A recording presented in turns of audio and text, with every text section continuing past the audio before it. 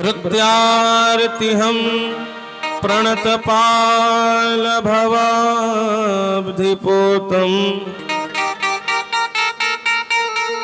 वन्दे महापुरुष ते चरणारविन्दम्।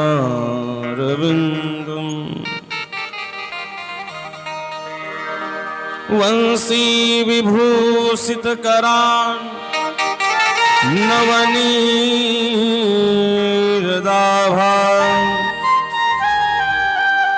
पीताम्बरादरुणबिम्ब फलाधरोष्ठा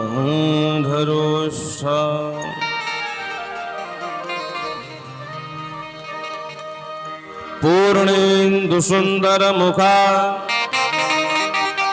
दरबिम्बनेत्रा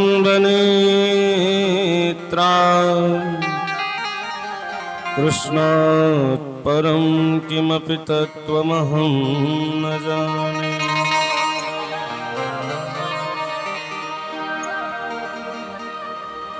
गुरुर्ब्रह्मा गुरुर्विष्णुः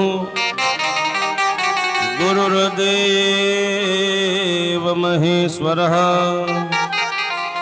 गुरुर्साक्षात् परब्रह्म तस्मै श्री गुरवे नमः।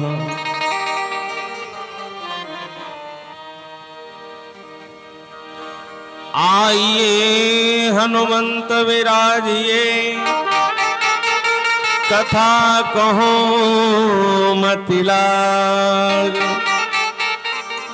सुचि सुंदर आसन सुभग पधारिय पवन कुमार।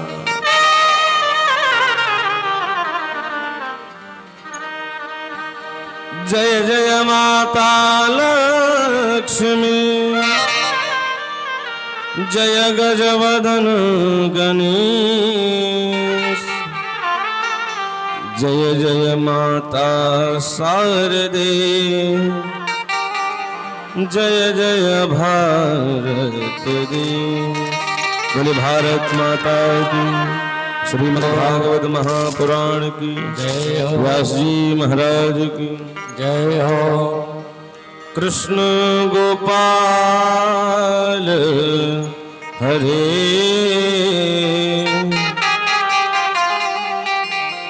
दीन दयाल हरे। जय श्री कृष्ण गोपाल हरे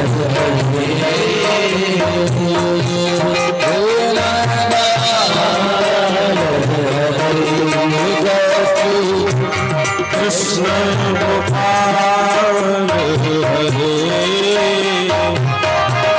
दीन दयाल हरे। श्री कृष्ण गोपाल हरे दीन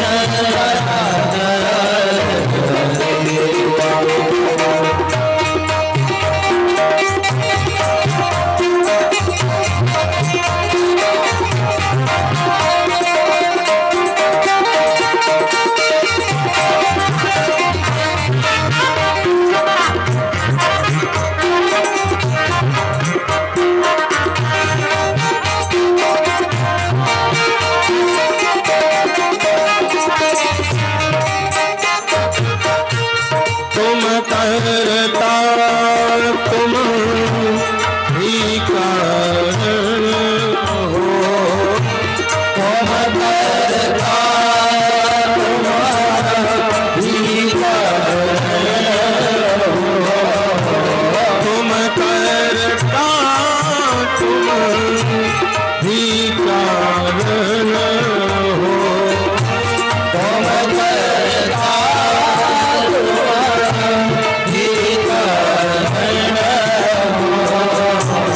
प्रणत कृपाल हरे दीन दयाल हरे। जय श्री कृष्ण गोपाल हरे दयाल हरे। गोपाल दीन दयाल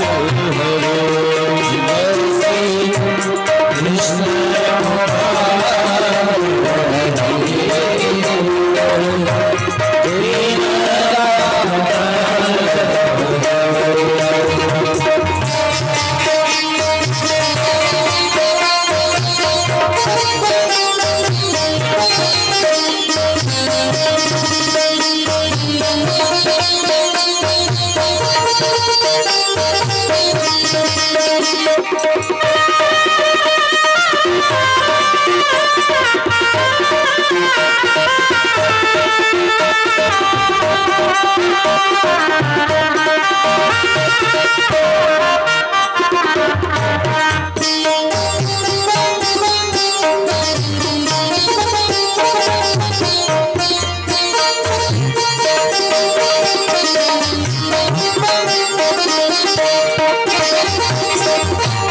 दर्शन दीजो शरण दीजो दर्शन दीजो शरण दीजो दर्शन दीजो शरण दीजो दर्शन दीजो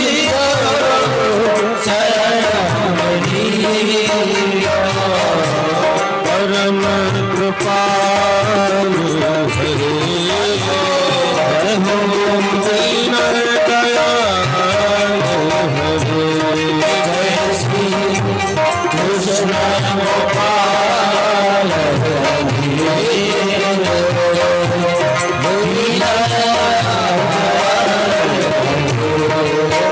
श्री नंद लाल हरे दीन दयाल जय श्री नंद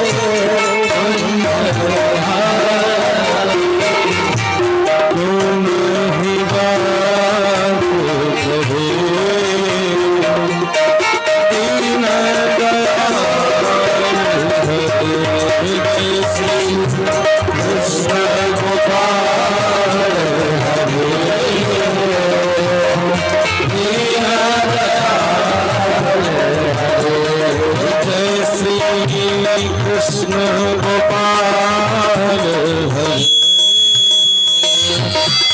दीन दयाल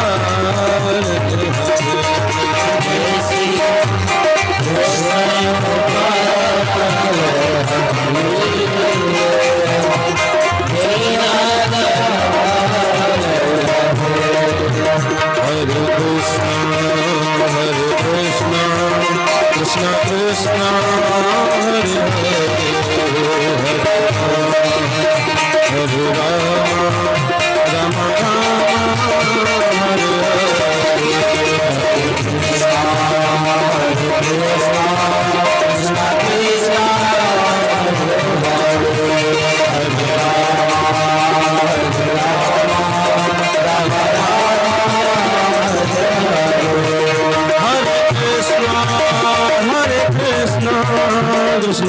कृष्ण हरे कृष्ण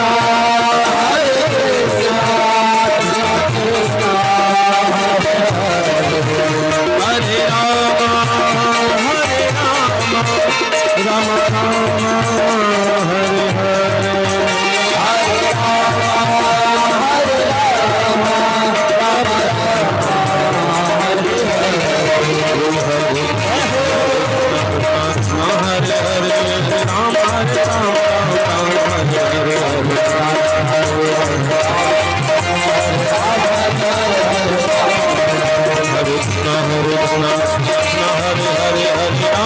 राम राम हरे हरे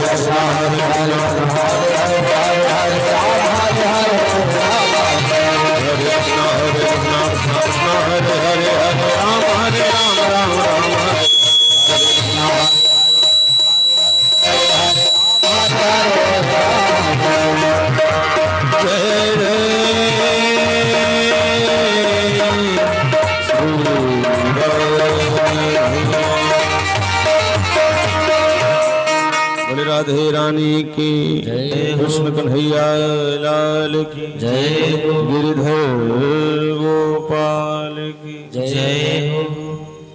परम मंगलमय परात्पर पर ब्रह्म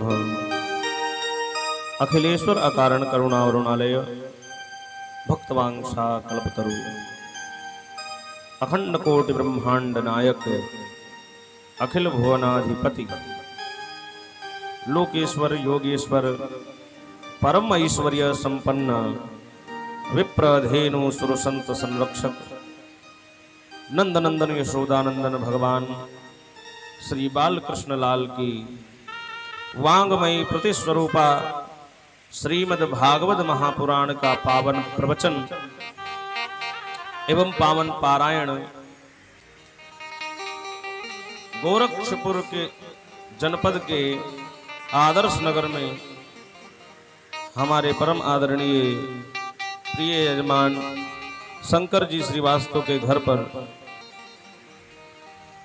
भगवान की मंगलमयी लालित्यमयी करुणामयी कथा को विगत 6 दिनों से हम सभी लोग बड़े भाव से सुन रहे हैं। आज सप्तम दिवस की प्रातःकालीन बेला में हम सभी लोग बड़े भाव से भागवत की भागीरथी में गोता लगाने के लिए उपस्थित हैं। कथा में उपस्थित समस्त श्रोतवृंद माताएं बहनें एवं अयोध्या धाम से पधारे हुए हम सभी के मध्य हमारी बाल मंडली आचार्यगण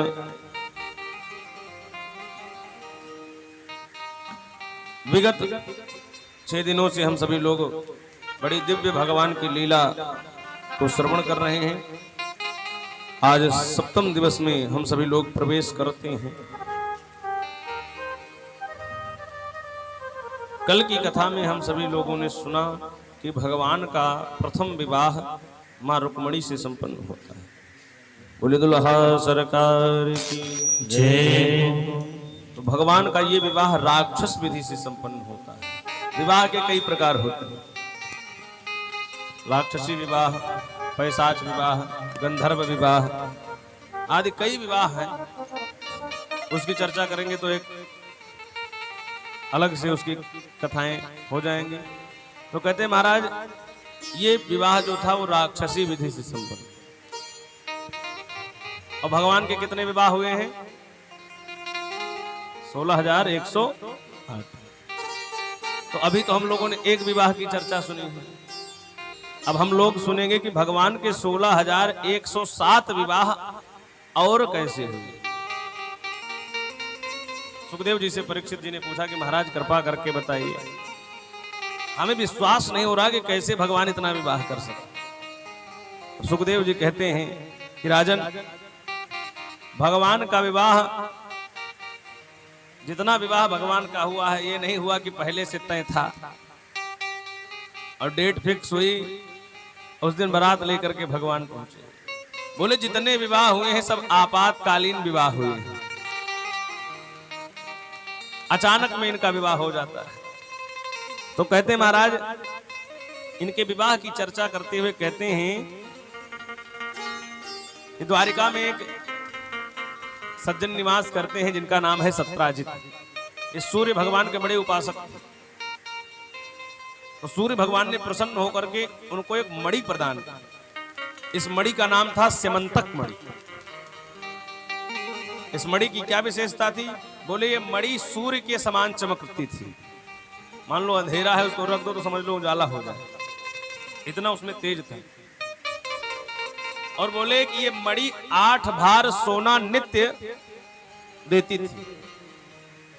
जिस कोष में, जिस खजाने में ये रहती थी, वहां 8 भार सोना नित्य। आप लोग रंग बाद में लगवाइएगा, अभी यहाँ डिस्टर्ब हो जाएगा कथा, बाद में लगाइएगा। यहाँ कथा हो रही है तो रंग लगाने आप आगे। जोर से बोलो राधे राधे।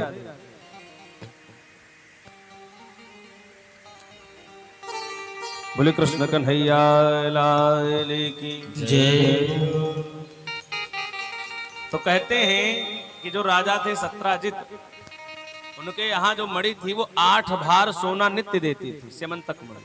8 भार का मतलब समझते हैं? 10 तोले का बराबर हुआ 1 भार। अब आप ऐसे विचार कर लीजिए। तो कहा इतना सोना जिसके यहाँ नित्य होने लगे तो होए ही नित्य, तो कितना उसके पास धन हो जाए। तो एक दिन सत्राजित द्वारिकाधीश के महलों में गया तो लोगों ने कहा कि देखो ये जो मणि है ये तुम्हारे योग्य नहीं है भाई। जिसके यहाँ ज्यादा धन हो जाएगा चोर चकार वहीं पहुंच जाएंगे, लूट लेंगे। अच्छा ये मणि यदि राजा के पास रहेगी तो इसके उत्पन्न हुए धन को सदुपयोग करेंगे राजा। ऐसी भावना से कुछ लोगों ने, मंत्रियों ने उनको सलाह दी। लेकिन सत्राजित तो महाराज क्रोधित हो गया, कहने लगा अरे बताओ इतनी तपस्या करके मैंने मणि प्राप्त की, अब तुम कह रहे हो कि जो है हम इन्हें दे दें, ऐसे कर दे, कैसे दे दें? 2 टूक मना करके वहां से सत्राजित चला जाता है। अब जब सत्राजित चला गया तब कहते हैं महाराज कई दिन बीत गए। उसके बाद एक दिन उसके भाई ने, सत्राजित का एक भाई है जिसका नाम है प्रसेन, उसने अपने बड़े भैया सत्राजित से कहा कि भैया आप जो है इसको पहन करके मणि घूमते रहते हो, और कभी हमें भी दो, छोटे भाई को भी तो दो, कभी पहन के घूम। आज प्रसेन को सत्राजित ने मणि प्रदान की, कहा कि जाओ तुम भी थोड़ा आनंद ले लो मणि का। अब वो पहन करके और घूमने लगा। घूमते घूमते उसने घोड़ा उठाया और जंगल में चला गया शिकार करने। अब जंगल में इतनी अमूल्य वस्तु लेकर के वह चला गया तो जंगल का जो राजा शेर था उसने सोचा भाई ये जंगल में इतना उजाला कहां से हो रहा है, कौन सा जानवर आ गया। जाकर के देखा तो प्रसेन को देखा कि मणि धारण की। शेर ने तुरंत जो है हमला कर दिया और प्रसेन को मार करके मणि लेकर के चले गए। वो प्रसेन को मार करके और मणि लेकर के जा रहे थे, तभी वहां एक बहुत विशालकाय भालू मिल गया। उस भालू ने शेर को मार दिया और मणि लेकर के अपने बिल में चला गया। और जब बिल में लेकर के चला गया, अच्छा बात आई गई हो गई। कई दिनों तक जब प्रसेन घर नहीं पहुंचा, उसके भाई ने मन में विचार किया कि हमें लगता है कि द्वारिकाधीश की नजर हमारे मणि पर थी, हो न हो हमारे भाई को मार करके ये मणि जो है द्वारिकाधीश ने चुरा लिया। ऐसा मन में विचार किया और ये बात अपनी पत्नी से जाकर के बता दी। ध्यान देना, अपनी पत्नी से जाकर, उनकी पत्नी ने एक दिन सत्राजित से पूछा, सत्राजित की पत्नी ने अपने पति से पूछा कि स्वामी ये बताओ देवर जी इतने दिन हो गए, पता नहीं कहां चले गए, अभी तक नहीं आए, क्या बात है। तो बड़े दुखी मन से, सत्राजित बताना तो नहीं चाहता लेकिन बड़े दुखी मन से बताए ना तो करे क्या, छोटी मोटी बात तो है नहीं। अपनी पत्नी से बता दिया कि देखो ये बात किसी से बताना मत, क्योंकि बात की पुष्टि अभी नहीं हुई है। हमें लगता है कि द्वारकाधीश ने हमारे भाई को मार करके और वो मणि जो है छीन लिया।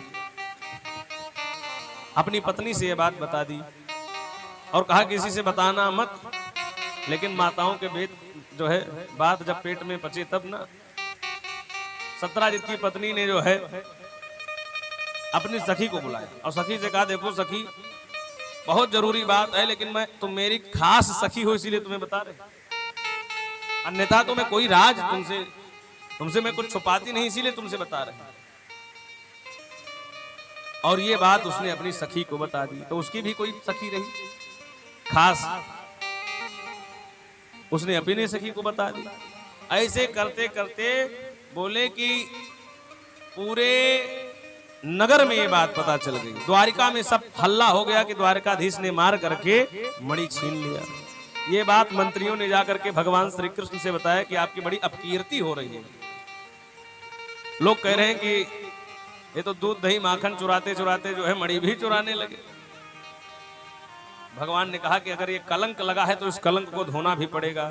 तो भगवान अपने 10-12 सैनिकों को लेकर के जंगल की तरफ बढ़े और कहा कि जाकर के देखेंगे क्या बात है, क्या समस्या है।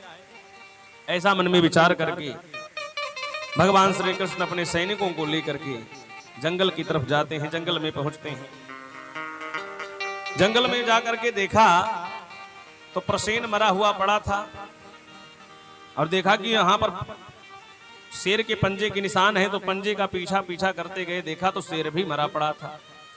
वहां पर देखा तो भालू के पंजे के निशान, उसका पीछा करते हुए गए तो एक बिल में, भालू जो गुफा में रहते हैं बिल में, उसी गुफा में वो निशान जा रहा था। तो समझ गए कि मणि हो ना हो इसी गुफा में होगी। ऐसा विचार करके भगवान श्री कृष्ण ने अपन, भाई बिल में गुफा में तो सभी लोग प्रवेश नहीं करते, सेना लेकर के घुस जाओ। एक ही व्यक्ति की जाने की जगह थी, तो भगवान ने कहा अपनी सेनाओं से कि आप सभी लोग यहीं रुको। 3-4 दिन में अगर मैं बाहर आ गया इस बिल से, तब तो मान लो मैं जीवित हूं। अगर 4 दिन में मैं नहीं आया तो समझो मैं, क्योंकि इसमें कोई भी खतरनाक जानवर हो सकता है।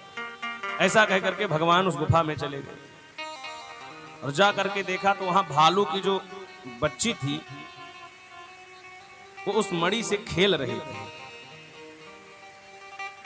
तो भगवान ने जाकर के जैसे मणि छीनना चाहा तो उसका जो है पिता आ गया। ये कौन है, भालू कौन है? बोलिए जामवंत जी हैं। कौन है? जामवंत जी हैं। जामवंत जी ने भगवान को पीछे से एक लात खींच के मारा। कहा कि अरे मूर्ख, दूसरे के घर में घुस गए और इतनी बड़ी तुम्हारी जरूरत कि किसी के बेटी का हाथ तुम पकड़ लो घर में घुस के। घर में घुसे तो घुसे, इतनी बड़ी जो है निर्लज्जता कर रहे हो। एक लात खींच के मारा। भगवान श्री कृष्ण हाथ जोड़ के खड़े हुए कहने लगे महाराज मेरी ऐसी कोई जो है दुर्भावना नहीं थी, लेकिन ये मणि के वजह से जो है मुझे जो है कलंक लगा है इस मणि के लिए, तो ये मणि मुझे ले जाना पड़ेगा। जामवंत जी ने कहा कि मैंने मणि तुमसे लिया है। भगवान ने कहा नहीं। तो क्या सत्राजित से लिया है? बोले नहीं। तो क्या प्रसेन से लिया है? बोले नहीं। हमने ये मणि किससे लिया है? शेर से लिया। और शेर से मैं ऐसे फ्री में नहीं दे दिया है, उससे युद्ध करना पड़ा। जंगल के राजा को मैंने मार करके तब मैंने ये मणि प्राप्त किया है। और जीती हुई वस्तु पर एकाधिकार होता है, इसको मैं तुम्हें नहीं दे सकता। तो बोले महाराज मुझे तो ये ले जाना ही पड़ेगा। जामवंत जी ने कहा एक ही चारा है, क्या करो? बोले तुम भी मुझसे युद्ध करो, अगर मैं हार जाऊंगा तो ले जाना, तुम भी जीत जाओगे उसमें। तो ये जामवंत जी कौन है जानते हैं? वही जामवंत जी रामावतार वाले। जामवंत मंत्री अति बूढ़ा,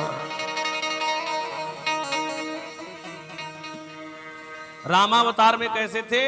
जामवंत मंत्री अति बूढ़ा। अति का प्रयोग कहां पर होता है? बोले जब सबसे अति हो जाता है, उस समय ये अति बूढ़े थे, बहुत बूढ़े थे। और आज रामा यानी त्रेता युग बीत गया और द्वापर आ गया, एक युग बीत गया और अब भी ये जो है अब कितने बूढ़े हो गए होंगे। तो ये भगवान से कहते हैं महाराज मुझे तो आपसे युद्ध करना है। 22 दिनों तक जामवंत जी ने युद्ध किया और जब 28वां दिन लगा तो भगवान ने कहा बहुत युद्ध हो गया, इनको थोड़ा सबक सिखाना पड़ेगा। लातों से, घूसों से, मुक्कों से इतना प्रहार किया कि जो है जामवंत जी की एक एक नस ढीली कर, मुंह से झाग निकलने लगा, गिर पड़े, कहने लगे प्रभु। तो लोगों ने कहा भाई ये जामवंत जी को भगवान ने इतना मारा क्यों? तो कहते हैं रामावतार में भगवान श्री राम जब लंका पर चढ़ाई करके विजय प्राप्त करके विभीषण को लंका का राजा बना दिया तो सबको कुछ न कुछ दे रहे थे, सब मांग रहे थे। जामवंत जी की बारी आई तो जामवंत जी ने कहा कि प्रभु इतना बड़ा युद्ध हुआ लेकिन मैं किसी से लड़ नहीं पाया। जामवंत जी किसी से लड़े नहीं, केवल सलाह देते। मंत्री हनुमान जी लड़े। तो भगवान ने कहा इतना बड़ा युद्ध हुआ, आप बताते। कुंभकर्ण मेघनाद जैसे बड़े बड़े वीर रावण भी थे, बताते तो किसी से तुम्हारा भी दो दो हाथ करा दे। जामवंत जी ने कहा इतना बड़ा युद्ध हुआ लेकिन मेरे बराबर कोई बलशाली दिखा ही नहीं, तो मैं लड़ूं किससे? तो बोले इस संसार में कोई है बलशाली? तब जाकर के जामवंत जी ने कहा कि आपके कितना बलशाली इस संसार में कोई नहीं, और आप मेरे बराबर के योद्धा। ये नहीं कहा कि आप मेरे मुझसे ज्यादा योद्धा हैं। जामवंत जी कहते हैं आप मेरे बराबर के योद्धा हैं, आप से लड़ूंगा तो भाई छोटे मोटे लड़के तो कोई भी मार दे, जब आप से लड़ूंगा तो मेरे युद्ध करने की प्रबल इच्छा शांत होगी। कहा महाराज हाथों में बड़ी तेज खुजली हो रही है युद्ध करने। भगवान ने कहा कि इस खुजली को बरकरार रखो, जब मैं द्वापर में लीला पुरुषोत्तम बन के आऊंगा तो तुम्हारी खुजली दूर करूंगा। क्यों? क्योंकि भगवान राम बच्चों बूढ़ों और स्त्रियों पर हाथ नहीं उठाते। अब उसी समय अगर जामवंत जी को मारने लगते भगवान, तब लोग क्या कहते कि बताओ जिस मंत्री ने इनको युद्ध जिताया वो बेचारे बूढ़े को भगवान मार रहे हैं। लेकिन यहाँ बोले यहाँ पर नहीं, भगवान ने आज जामवंत जी को मार करके उनकी नस ढीली कर दी, चरणों में गिर पड़े, कहने लगे प्रभु अब आप ही हमारे सर्वस्व हैं। बोले कृष्ण कन्हैया लाल की जय, गोपाल। तो कहते महाराज मंदिर से मठ से पधारे हुए हैं, आज बड़े ही सौभाग्य का विषय कि हमारे मध्य में जी जी जी बोले कृष्ण कन्हैया लाल की जय। तो कहा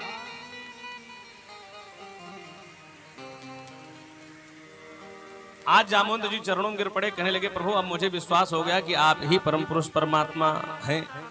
स्तुति किया। भगवान ने कहा अच्छा अच्छा बहुत दिन हो गया, अब लाओ फट से मड़ी दो, अब निकले हम। और सैनिक लोग तो घर चले गए, लोग वहां रोना पीटना पड़ा हुआ है कि भगवान तो नहीं रहे। भगवान ने कहा कि जल्दी मड़ी दो।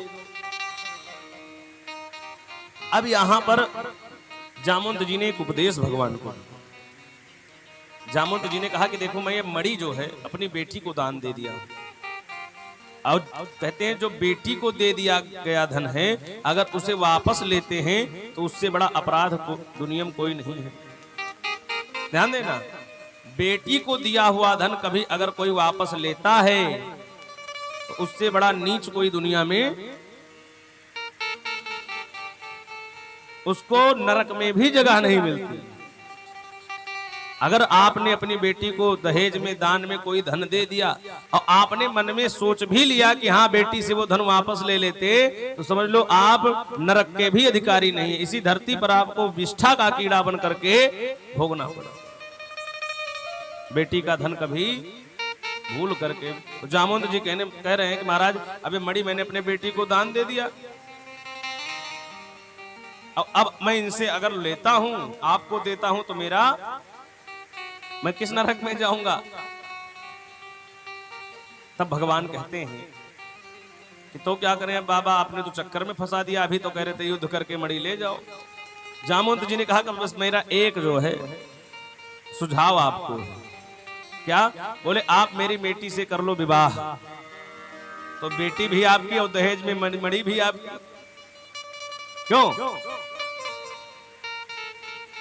भगवान ने कहा कि नीक फंसाया बाबा ने। आज जो जामवंत जी की पुत्री जाम्बवती हैं उन्हीं से भगवान का दूसरा विवाह संपन्न हो जाता है। बोले दुल्हा सरकार की जय हो। और मणि के साथ साथ दुल्हन भी लेकर के द्वारिका में पहुंचते हैं, बड़ा भव्य स्वागत होता है। सत्राजित को ले जाकर के मणि दिया, पूरा वृतांत पता चला। अब तो नगर वाले सत्राजित को गालियां देने लगे कि बताओ द्वारिकाधीश जैसे महापुरुष के ऊपर ये कलंक लगाता है, जहां जाता है वहीं लोग गालियां देते हैं। ये सत्राजित जहां जाता है वहीं पर 4 गालियां इसको हो मिलती हैं। और जब गालियां मिलने लगी तो ये हो गया बड़ा परेशान। जब बहुत परेशान हो गया तो परेशान होने के पश्चात ये कहने लगा, एक दिन ये द्वारिकाधीश के पास गया, कहने लगा कि महाराज हमको बड़ी गालियां मिल रही हैं, जहां जाते हैं वहीं लोग गाली दे रहे हैं, नगर में कोई ऐसा व्यक्ति नहीं, बच्चा बच्चा मुझे गाली दे रहा है। भगवान ने कहा गाली देने वाला काम करोगे तो गाली ही तो मिलेगी, आशीर्वाद तो मिलेगा नहीं। सत्राजित बड़ा लज्जित हुआ, भगवान से कहने लगा कि एक उपाय है। भगवान ने कहा बताओ, अगर इसमें आपका इज्जत हो तो हम कर देंगे। सत्राजित ने कहा कि मेरी एक बेटी है सत्यभामा, उससे आप विवाह कर लो तो आप हमारे दामाद बन जाओगे, मैं आपका ससुर बन जाऊंगा। तो द्वारकाधीश के ससुर को कोई गाली दे सकता है? जोर से बोलो राधे राधे। और सत्राजित ने अपनी बेटी सत्यभामा का विवाह भगवान श्री कृष्ण से कर दिया। बोले दुल्हा सरकार जय। कितने विवाह हो गए? 3 विवाह हुए, रुक्मणी जी से, जाम्बवती जी से और सत्यभामा जी से। तो इस प्रकार भगवान बड़ा ही सुंदर विवाह करते जा रहे हैं। एक दिन भगवान श्री कृष्ण अर्जुन के साथ इंद्रप्रस्थ यमुना जी के तट पर टहल रहे थे, तो वहां एक बालिका तपस्या कर रही थी। अर्जुन से भगवान ने कहा कि देखो ये बालिका तपस्या क्यों कर रही है, कौन है? अर्जुन ने जाकर के पूछा कि हे देवी आप कौन हैं? तो उस लड़की ने, उस बालिका ने कहा अहम सवितुर दुहिता, कहा कि मैं सविता की दुहिता हूं, मेरा नाम कालिंदी है। कालिंदी माने यमुना जी। यमुना जी ही साक्षात आज बालिका का रूप धारण करके तपस्या कर रही हैं। अर्जुन जी ने पूछा कि तपस्या क्यों कर रही हो आप? यमुना जी कहती हैं कि मैं भगवान को पति के रूप में प्राप्त करने के लिए तपस्या कर रही हूं। अर्जुन ने कहा कि चलो तो आज तुम्हारी तपस्या पूर्ण हो गई, साक्षात परमात्मा ही आ गए हैं। और यहां पर कालिंदी जी से, यमुना जी से भगवान का चौथा विवाह संपन्न होता है। बोले दुल्हा सरकार की जय। 4 विवाह हो गए, गिनते रहना। उज्जैन के राजा हैं बिंद और अरविंद, अवंतिका देश। इनकी एक बहन है जिनका नाम है मित्रवृंदा। ये भगवान श्री कृष्ण से बहुत प्रेम करती है, लेकिन राजनीतिक लाभ के लिए ये बिंद और अरविंद ने अपनी बहन का विवाह दुर्योधन से करना चाहा और स्वयंवर करवाया। और अपनी बहन से कहा कि ऐसा है कि ये माला जो है स्वयंवर का ले जा करके दुर्योधन के गले में डाल देना। ऐसा कह करके जैसे भेजा, वहीं पर कृष्ण कन्हैया लाल हमारे प्रकट हो जाते हैं। और जैसे मित्रवृंदा जी ने कन्हैया लाल को देखा, दुल्हा सरकार को देखा, सो दुर्योधन के गले में माला न डाल करके भगवान श्री कृष्ण के गले में वरमाला डाल दी। बोले दुल्हा सरकार की। इस प्रकार 5वां विवाह संपन्न हो जाता है। कहते हैं 6वां विवाह भगवान का नग्न जित नाम के एक राजा है कौशिक देश के, उनकी बेटी का नाम है सत्या देवी, उनके साथ जो है विवाह संपन्न होता है। ये जो राजा थे ये बड़े जो है प्रतिज्ञानिष्ठ राजा थे। इनके पास 7 बैल थे, बहुत बलशाली बैल, इतने बलशाली बैल थे, कहते महाराज कि उनको कोई कंट्रोल नहीं कर सकता था। तो इन्होंने संकल्प किया कि जो बहुत बलवान होगा और एक रस्सी में 7 बैलों को नाथ देगा, उसी से मैं अपनी बेटी का विवाह कर दूंगा। बड़े बड़े पहलवान आए, सब फेल हो गए, 2-4 तो मृत्यु को प्राप्त हो गए। वहीं पर भगवान श्री कृष्ण पहुंचते हैं और एक रस्सी में 7 बैल को नाथ करके सत्या देवी से विवाह करते हैं। बोले दुल्हा सरकार की। इस प्रकार से 6 विवाह भगवान के संपन्न हो जाते हैं। 7वां विवाह कहते हैं कि वसुदेव जी की एक बहन है श्रुति कीर्ति, इनकी एक बेटी है जिनका नाम है भद्रा। तो भगवान का 7वां विवाह इनकी बुआ की लड़की भद्रा जी से संपन्न होता है। इनकी बुआ जी ने सोचा कि भाई रिश्ता पुराना हो रहा है, विवाह करके जो है रिश्ता नया कर दिया जाए। ऐसा विचार करके भगवान से विवाह करते हैं। तो भद्रा जी से विवाह संपन्न होता है। 7वां विवाह भगवान का ऐसे संपन्न होता है। बोले दुल्हा सरकार जय। 8वां विवाह मध्य देश के एक राजा हैं जिनकी बेटी का नाम है लक्ष्मणा। इन्होंने भी एक संकल्प किया है। पहले ऐसे ही राजा लोग विवाह करते थे। संकल्प क्या किया? स्वयंवर किया, और स्वयंवर में ये शर्त रखी कि ऊपर एक जो है घूमती हुई मछली और नीचे जल रखा गया, और बड़े बड़े तीरंदाजों को बुलाया गया है, बड़े बड़े धनुर्धरों को बुलाया गया है कि जो धनुर्धर पानी में देख करके ऊपर घूमती हुई मछली की आंख में जो भेदन कर देगा तीर को, उसी से अपनी बेटी लक्ष्मणा का विवाह करूंगा। ऐसा संकल्प किया। कोई नहीं कर पाया, बड़े बड़े तीरंदाज आए, लेकिन जब भगवान श्री कृष्ण ने तीर और धनुष को उठाया तो सीधा आंख की पुतरी में जाकर के बाण घुस गया।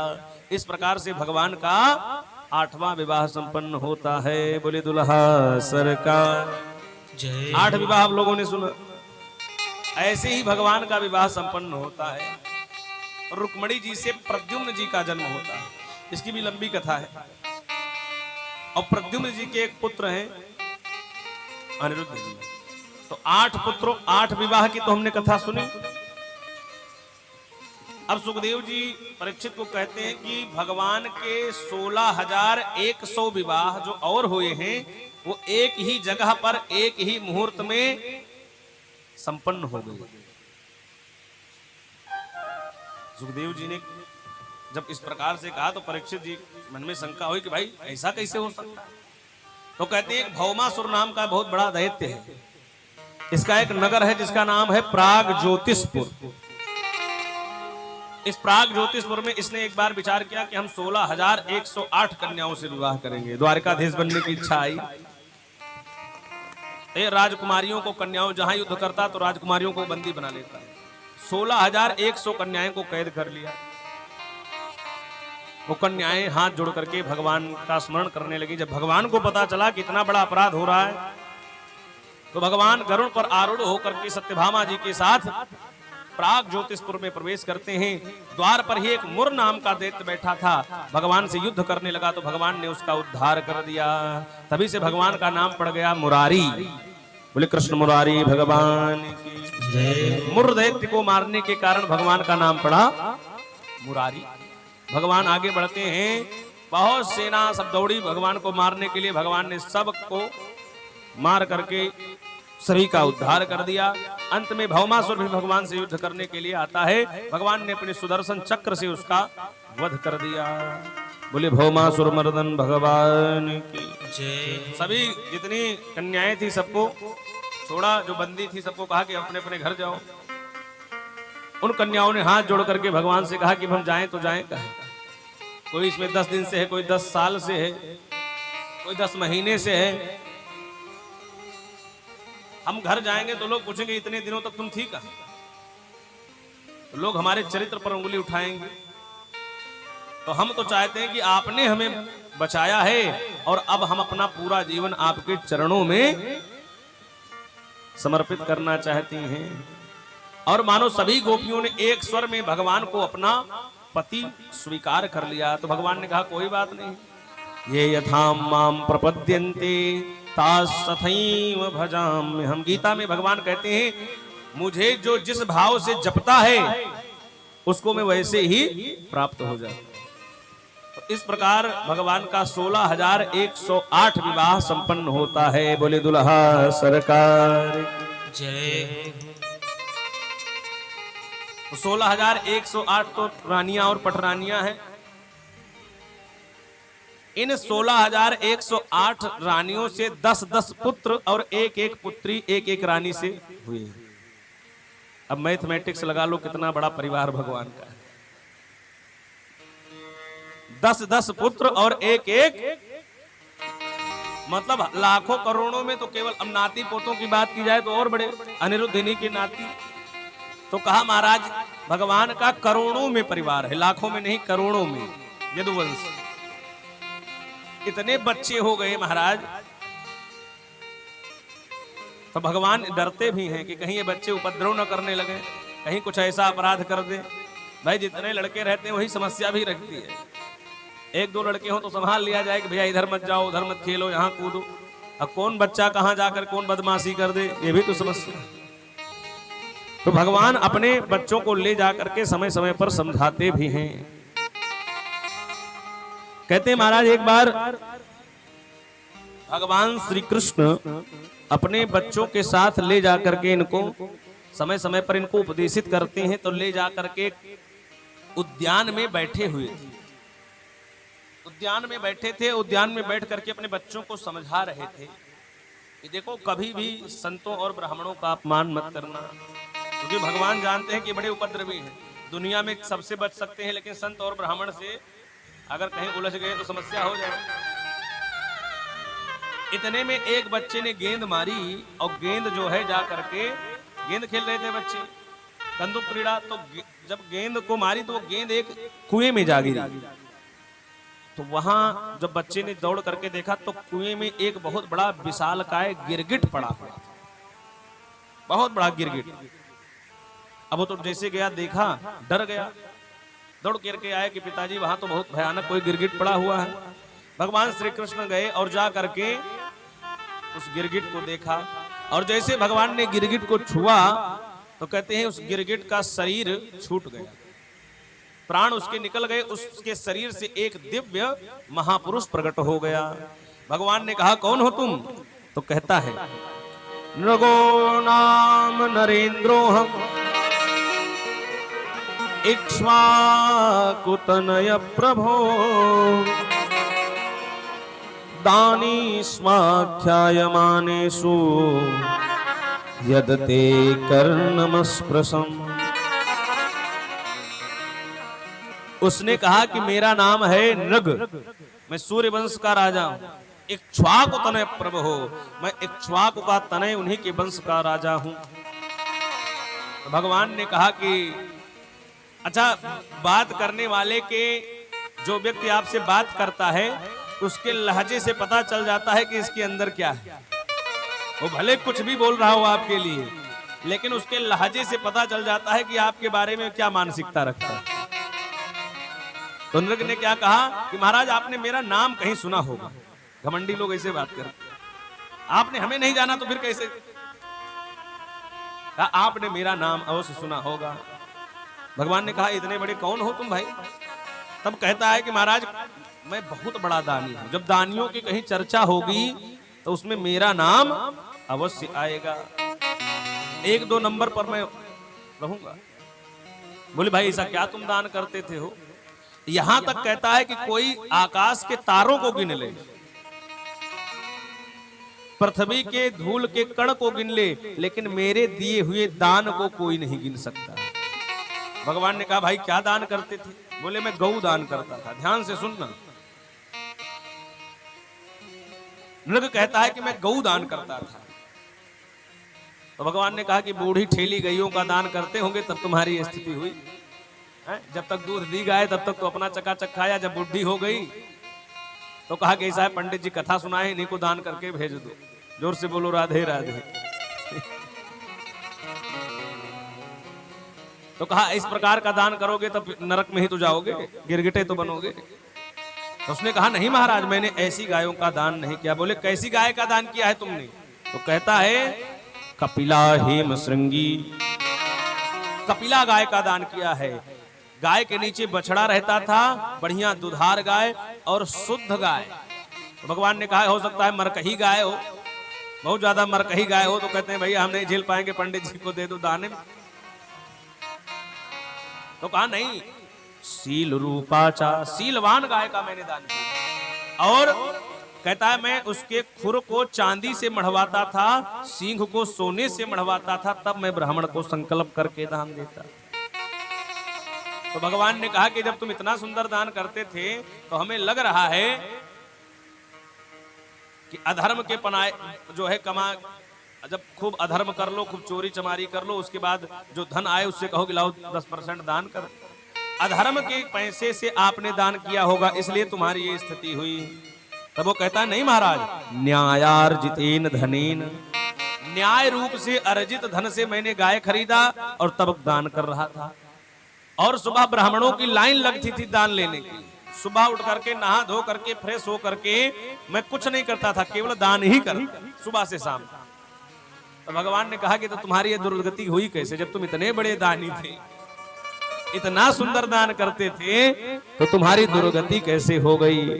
तो नृग कहता है, ध्यान से सुनना, ये कथा हमको बहुत कुछ सिखा देती है जीवन में। ये कथा हमको बहुत कुछ शिक्षा देती है। क्या कहा नृग ने? कहा है, नृग ने कहा कि महाराज जो मुझे दान में कर रहा था उसमें एक छोटी सी गलती हो गई। गलती क्या हो गई? बोले महाराज गलती ये हो गई कि एक दिन मैंने एक गाय का दान किया, तो एक ब्राह्मण देवता उसको लेकर के गए और रात्रि में वो गाय खुल गई और खुल करके फिर वापस हमारे यहाँ गौशाला में आ गई। और वही गाय मैंने दूसरे ब्राह्मण को दूसरे दिन दान दे दी। अब वो बेचारा गाय को लेकर के जा रहा था, रास्ते में वो जिसको मैंने पहले दिन गाय दान की थी वो रास्ते मिल गया। दोनों ब्राह्मण कहने लगे भाई ये गाय तो मेरी है। उसने कहा नहीं मेरी है। और दोनों आपस में झगड़ा करने लगे कि तुम असत्य बोल रहे हो, ब्राह्मण होकर के तुम झूठ बोलते हो। और दोनों ब्राह्मण इतने, जब भाई बात बढ़ जाती है, कभी कभी छोटी बात जब कोई झूठ बोलता है, आपको लगता है कि ये तो मुझे मिला है और ये कोई और ले रहा है, तो भाई क्रोध आता है। ब्राह्मण ने कहा कि तुम बहुत बड़े झूठे हो, ब्राह्मण होकर के तुम्हारे ब्राह्मण होने पर संदेह। जब इस प्रकार से कहा तो कहा इसका फैसला राजा करेंगे जिन्होंने दान दिया है। दोनों ब्राह्मण गाय लेकर के राजा के पास पहुंचे। राजा से कहा कि आपने किसको दान दिया? अब राजा दोनों ब्राह्मणों को देखता है, संकल्प किया है, सबका नाम गोत्र पता है, समझ गया कि गलती मुझसे। कुछ बोल नहीं पाए राजा। ब्राह्मणों ने कहा कि राजन तुमने बहुत गलत काम किया। जब राजा ने कुछ नहीं कहा, न्याय नहीं किया, दोनों ब्राह्मणों ने श्राप दे दिया कि तुमने गिरगिट की तरह रंग बदला है। एक को दान दे करके तुमने दान जो है दूसरे को दे दिया, गिरगिट की तरह तुमने रंग बदला है। तो मैं श्राप देता हूं कि तुम जा करके गिरगिट बन जाओ। तो कहते हैं जब मेरा शरीर छूटा तो यमराज के दूतों ने कहा कि बताओ तुम पहले सुख अपना पुण्य भोगना चाहते हो कि पाप? तो पुण्य तो मेरा बहुत था, पाप मेरा थोड़ा था। तो मैंने कहा कि लाओ थोड़ा सा पाप ही भोग लेते हैं। और जैसे मैंने कहा कि पाप भोगना है तो गिरगिट बन करके मैं कुएं में गिर पड़ा। अभी तक पड़ा था। वो मेरे पुण्यों का प्रभाव है कि आज साक्षात परमात्मा ने मुझे मेरा कल्याण किया। इस प्रकार स्तुति करके भगवान की परम धाम को जाता है। बोले कृष्ण कन्हैया लाल जय। यहां पर भगवान श्री कृष्ण ने अपने बच्चों को बहुत ही दिव्य उपदेश दिया है। ध्यान देना, इस उपदेश को हम सभी लोगों को निरंतर मन में रखना चाहिए। ये कोई साधारण उपदेश नहीं समझना मैया। ये उपदेश क्या है? भगवान अपने बच्चों को दिखा रहे हैं, कह रहे हैं देखो क्या स्थिति हुई इसकी। कहा कि जो व्यक्ति जाने में अनजाने में इन प्रकारेण ब्राह्मण का हक, ब्राह्मण का धन हरण करता है, वो इसी पृथ्वी पर 88,000 वर्ष तक विष्ठा का कीड़ा बन करके भ्रमण करता है। भगवान ने बच्चों से कहा कभी जीवन में स्वदत्ताम परदत्ताम वा ब्रह्मवृत्तिम हरिचयः 60 वर्ष सहस्राणि विष्ठायां जायते क्रमिः। कहा कि कुछ लोग ऐसे होते हैं जो ब्राह्मण का धन हरण कर लेते हैं। क्या करते हैं? ब्राह्मण का धन, इसको कहते हैं ब्रह्मवृत्ति। ये बहुत खतरनाक चीज है, इससे बचना चाहिए। ब्राह्मण कौन ब्राह्मण? ये ब्राह्मण नहीं, कहते हैं जो ब्राह्मण पूजा पाठ कराने वाले हैं वो क्या करते हैं? भाई यजमान ने 10 रुपया चढ़ाया, शालिग्राम भगवान पर, वही उठा लेकर चले आए। अब उसको भी तुम चुरा लोगे तो तुम किस नरक में जाओगे ये सोचो। तो क्या कहा कि स्वदत्ताम परदत्ताम वा, आपके द्वारा दिया हुआ धन। भगवान अपने बच्चों को इसीलिए समझा रहे हैं कि बाद में बच्चों ने वही गलती फिर की। भगवान ने क्या कहा कि स्वदत्ताम परदत्ताम वा, आपने मानो किसी को ब्राह्मण को दान दे दिया अथवा किसी और ने ला करके ब्राह्मण को दान दिया, तो आपने दान किया अथवा किसी और ने दान किया, तो स्वदत्ताम परदत्ताम हुआ। और बोले ब्रह्मवृत्ति, ब्रह्मवृत्ति का अर्थ समझते हैं? जो पूजा पाठ से कमाया हुआ चढ़वाया हुआ धन होता है वो केवल ब्राह्मण ही हजम कर सकते हैं। अगर आप सोचो कि ब्राह्मण का धन, ब्राह्मण का हक आप हजम कर लो तो ये आपकी गलतफहमी है। आपने थोड़ा सा धन दे दिया ब्राह्मण को तो आप सोच रहे हो कि बड़ा, अरे आपने अपना पाप दे दिया है ब्राह्मण को। वो तो समन करने की शक्ति उसी में। कोई 2 रुपया अगर चढ़ाता है, कुछ चढ़ाता है, तो क्या है, बोले वो अपना पाप चढ़ा रहा है, ब्राह्मण उसको समन कर रहे हैं। अब यदि आप ने उसको हरण कर लिया तो बोले स्वदत्ताम परदत्ताम वा ब्रह्मवृत्तिम हरेच्छयः 60 वर्ष सहस्राणि विष्ठायाम जायते कृमि। कहा महाराज उसको नरक में भी जगह नहीं मिलती, 60,000 वर्ष तक विष्ठा का कीड़ा बन करके इसी पृथ्वी पर वो रहता है। अब आप विचार करो, नृग ने गलती से ब्राह्मण का धन हरण किया, उसको पता नहीं था, लेकिन उसकी स्थिति क्या हुई। और जो जानबूझ करके ब्राह्मण का हक, ब्राह्मण का धन हरण करते हैं, उनकी क्या स्थिति होगी। जोर से बोलो कृष्ण कन्हैया लाल की जय। अपने बच्चों को भगवान यही समझाते हैं कि बेटा जीवन में कुछ करो भाई। किसी व्यक्ति से युद्ध कर लेना, किसी राक्षस को मार देना, किसी से लड़ जाना, लेकिन कभी भी ब्राह्मणों का और संतों का अपमान मत करना। और यदुकुल आभी कथाएगी, यदुकुल संहार का कारण ही यही हुआ। और जब भगवान का कुल नहीं बचा तो हम लोग तो साधारण बात, समूल विनाश हो जाता है। बोले ब्राह्मण का धन कैसा होता है, बोले जैसे स्लो पॉइजन होता है, वो धीरे धीरे अगर आपने ले लिया तो आज नहीं तो कल वो आपको नष्ट, आज तो बड़ा आनंद आ जाएगा, वो धीरे धीरे आपको नष्ट कर देगा। इसलिए बहुत पहले के लोग दूषित धन से डरते थे। यजमान जी, दूषित धन से पहले लोग डरते थे कि भैया कहीं घर में दूषित धन, दूसरे का हक ना आ जाए, मजदूर का हक ना आ जाए। अभी तो ब्राह्मण की बात, पहले के लोग डरते थे कि भैया किसी गलत धन हमारे घर में ना आ जाए। तो गलत धन आ जाता था तो क्या, बोले जब गलत धन का उपयोग करोगे, उपभोग करोगे, तब बुद्धि कैसी हो जाएगी, बोले तब बुद्धि आपकी भ्रष्ट हो जाएगी, लूल लंगड़ लड़के पैदा होने लगेंगे, तमाम प्रकार के बच्चे सब कुकर्मी हो जाएंगे, संतति बिगड़ जाएगी। इसीलिए जो है कभी भी भूल करके ब्राह्मण का धन नहीं हरण करना चाहिए। भगवान बड़ा इस पर उपदेश दिए अपने बच्चों को, कभी जीवन में ऐसा मत करना। बोले ब्राह्मण देवता की। सच्चे ब्राह्मण जो होते हैं महाराज, सच्चे ब्राह्मण का अर्थ क्या है, ब्राह्मण की भी योग्यता होती है, ऐसे नहीं ब्राह्मण बन जाता। ब्राह्मण की महिमा कब है, बोले जब ब्राह्मण के अंदर ब्राह्मणत्व हो, ब्राह्मण का गुण हो। गुण क्या है, सुदामा जी के पास जो गुण है, और यहीं पर सुदामा जी महाराज की कथा आती है। कहते हैं ब्राह्मण कैसा होना चाहिए, बोले जैसे सुदामा जी महाराज, ये ब्राह्मण कैसे हैं। और भागवत में सुदामा जी का नाम नहीं लिया, यहां पर जहां सुदामा जी की कथा आई, यहां सुदामा जी का नाम नहीं लिया। क्या कहते हैं, कृष्णस्यासीत् सखा कश्चित् ब्राह्मणो ब्रह्मवृत्तमः विरक्त इंद्रियार्थेषु प्रशांतात्मा जितेंद्रियः। सुदामा जी कैसे हैं, तो कहा कि सुदामा जी कृष्णस्यासीत् सखा, भगवान श्री कृष्ण के सखा मित्र हैं। और बोले ब्राह्मणो ब्रह्मवित्तमः, ब्राह्मण है और साधारण ब्राह्मण नहीं, बोले ब्राह्मणों में उत्तम ब्राह्मण, उत्तमः। और बोले विरक्त इंद्रियार्थेषु, इंद्रियों से विरक्त रहते हैं, मतलब कि उनको रसगुल्ला नहीं खाना है, उनको सूखी रोटी में ही गुजारा करना है। तो विरक्त इंद्रियार्थेषु। कुछ लोग सुदामा जी को कहते हैं दरिद्र थे, गरीब थे, निर्धन थे।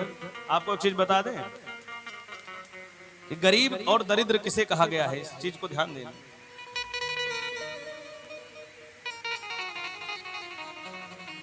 तो कहा जिसके हृदय में हमेशा कुछ लेने की चाहत बनी हो, वही है दरिद्र, उससे बड़ा दरिद्र और कोई नहीं। सुदामा जी के पास कौन सा धन है, सबसे बड़े धनवान सुदामा जी जैसे धनवान आपने बहुत देखा हो, करोड़पति बंगला वाले बहुत देखे होंगे, लेकिन सुदामा जी जैसा धनवान कोई नहीं है। सुदामा जी कितने, उनके पास कौन सा धन है, तो आप लोगों ने सुना होगा कि गोधन, गजधन, बाजधन और रतन धन खान। लेकिन जब आवे संतोष धन तो सब धन धूरी समान। सुदामा जी कैसे हैं? बोले इनके पास सबसे बड़ा धन है संतोष। भाई मुझे सोने का चैन नहीं पहनना, तुलसी की माला पहननी है, तो क्या मैं सोने की चैन का गरीब हुआ? ध्यान देना, मुझे सोने की चेन पहनना ही नहीं, उसे मुझे चाहिए ही नहीं, मेरे मन में भी नहीं कि मैं कभी सोने की चेन पहनूं। मुझे तुलसी की माला में आनंद आता है, तो क्या मैं सोने की चेन का गरीब हुआ? भगवान ने जो दिया है उसी में हम प्रसन्न रहे, तो क्या हम गरीब हुए? गरीब कैसे होते हैं? बोले मन दलिद्र होते हैं, मन से दलिद्र होते हैं। इनके पास धन तो बड़ा होता है, लेकिन मन से ये काट कपट करके जो है इन केन प्रकारेण दलिद्रता दिखाते रहते हैं। तो सुदामा जी कैसे हैं? बोले इनके मन में संतोष। और ब्राह्मण के पास बोले संतोषम परम सुखम। सबसे बड़ा सुख कौन है? बोले संतोष। अगर मन में आपके संतोष नहीं हुआ तो माफ करना, जीवन में आपको सुख नहीं मिल पाए।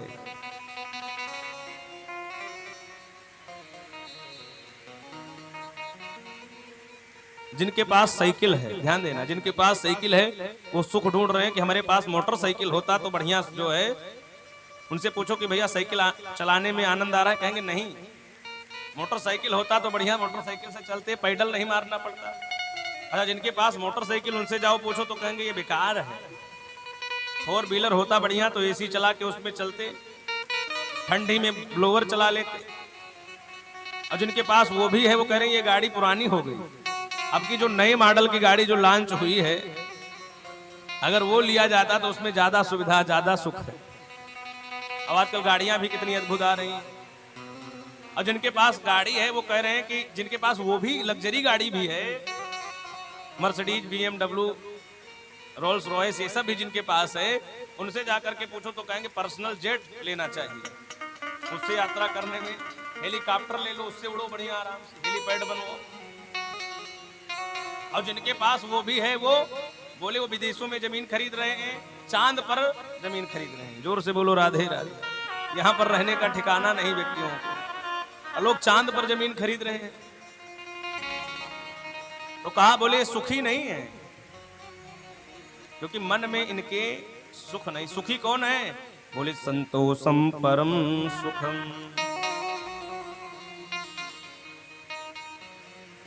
तो इसलिए हम सभी लोगों को क्या करना चाहिए? मन में संतोष। जय सुदामा जी, अगर ब्राह्मण संतोषी नहीं है तो फिर उसका कल्याण नहीं है। लेकिन ऐसे ब्राह्मण का जो अपराध करता है, बोले वो रौरो नरक में जाता है। भगवान श्री कृष्ण स्वतः अपने बच्चों को समझाते हैं। और ये भगवान क्यों समझा रहे हैं? बोले ऐसे इसलिए वो समझा रहे हैं, बोले कृष्ण कन्हैया लाल की।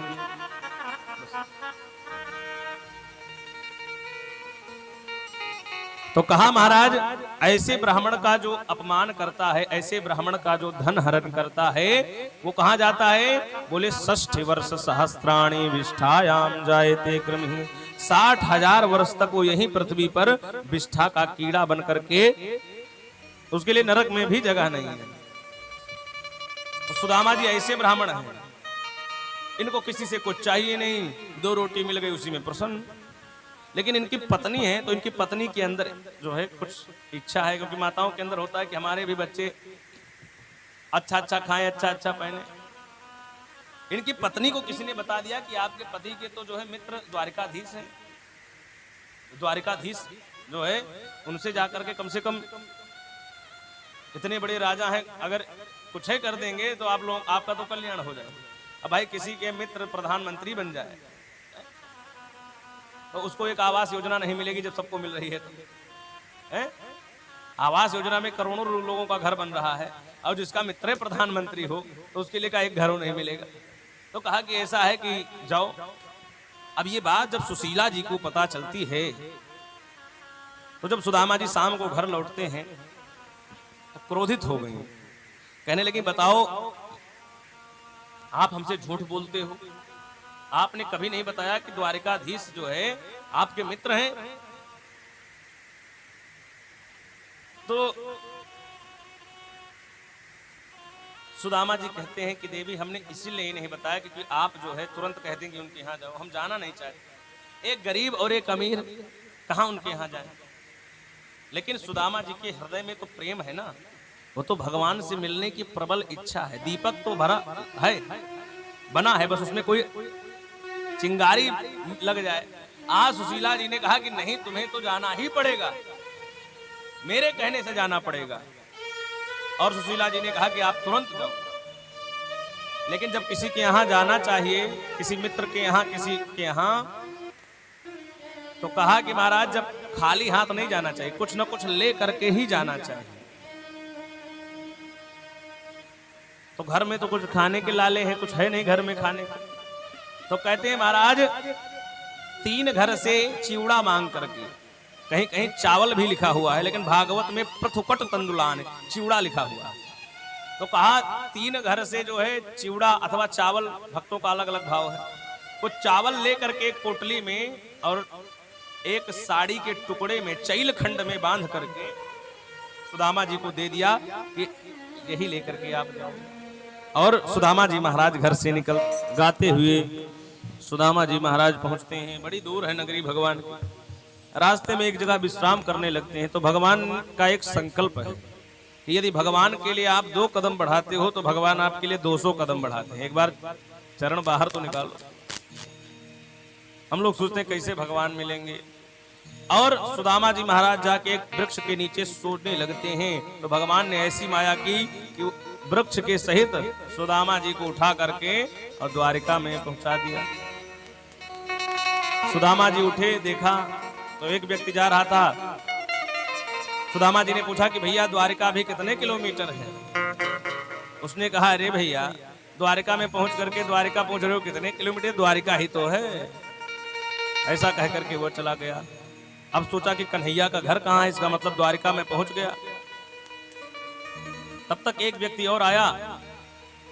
सुदामा जी ने कहा कि भाई कन्हैया का घर कौन सा है यहाँ। तो उसने कहा कौन कन्हैया, यहाँ तो कोई कन्हैया नहीं रहते। उसने कहा नहीं वही कृष्ण। उसने कहा अरे शांत, ऐसा भगवान का नाम लिया जाता है राजा का। अरे अखंड कोटि ब्रह्मांड नायक अखिल भुवनाधिपति राज राजेश्वर योगी योगेश्वर भगवान श्री कृष्ण द्वारिकाधीश। अब तो महाराज इतना बड़ा नाम सुन करके सुदामा जी की वैसे धड़कन तेज हो गई कि महाराज जब नाम इतना बड़ा है तो काम कितना बड़ा होगा।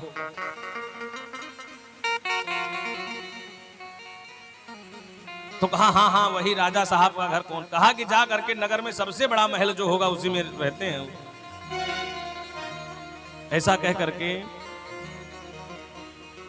आज सुदामा जी महाराज अब तो डर गए, कांपने लगे, कैसे जाए इनके पास। जा करके देखा तो द्वारपालों ने भगवान श्री कृष्ण के यहाँ ब्राह्मणों को खुला आदेश है, वो किसी भी समय जा सकते हैं मिलने। लेकिन यहाँ एक भक्त ने कहा है कि द्वारपालों ने रोका।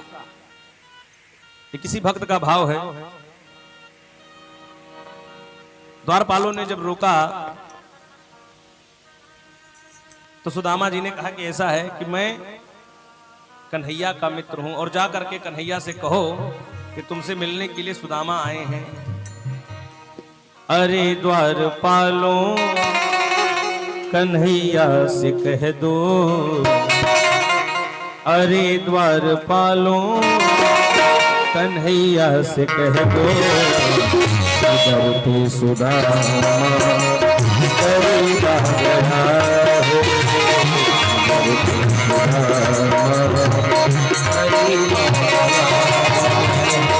हरे द्वारपालों कन्हैया से कह दो, कन्हैया से कह दो, इधर सुदामा तेरी बात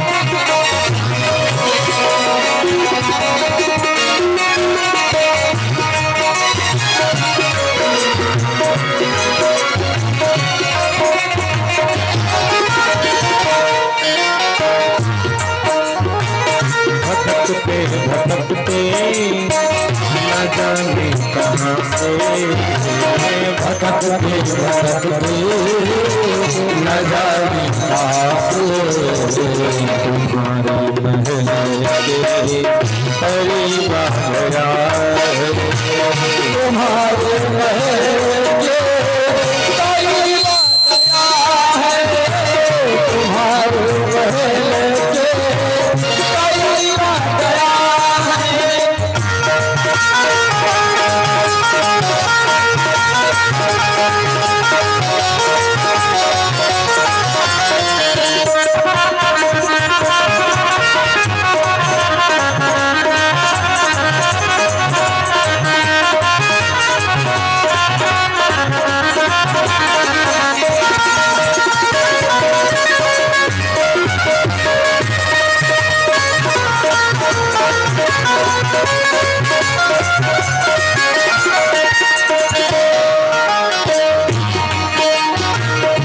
सिर पे है पगड़ी न तन पे है जामा बता दो भैया को नाम है सुदामा बता दो भैया को नाम है सुदामा बता दो भैया को नाम है सुदामा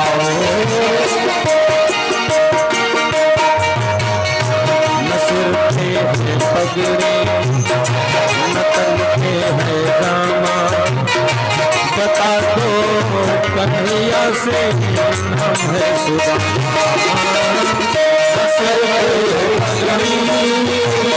नकल के है जामा बता दो कन्हैया हम है सुदामा बता दो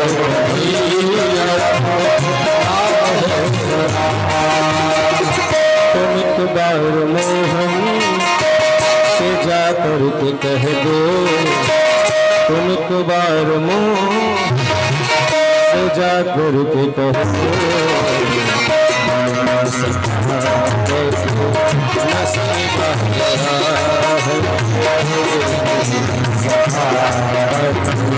नसीबा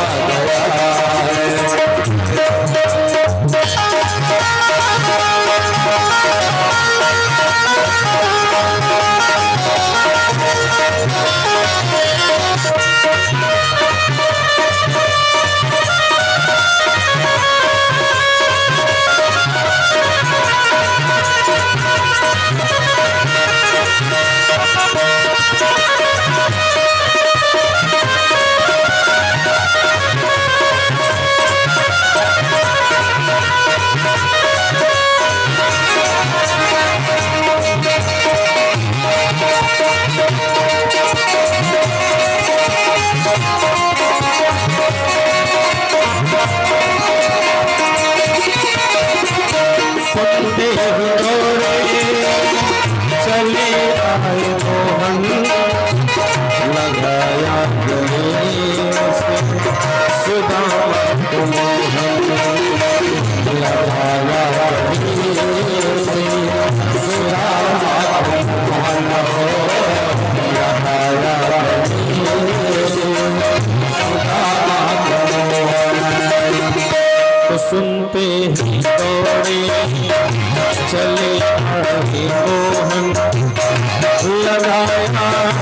गले से सुदामा को सुनते ही दौड़े चले आए मोहन लगाया गले से सुदामा को मोहन लगाया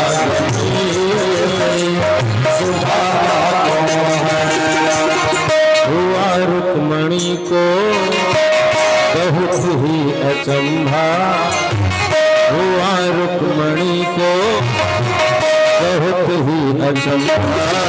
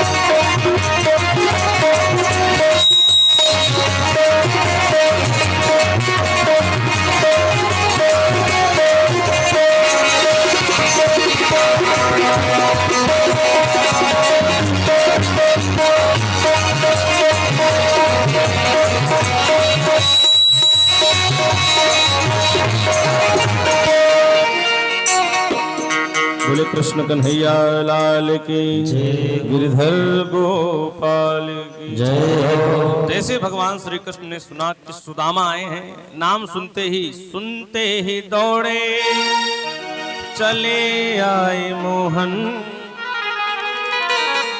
और लगाया गले से सुदामा को मोहन।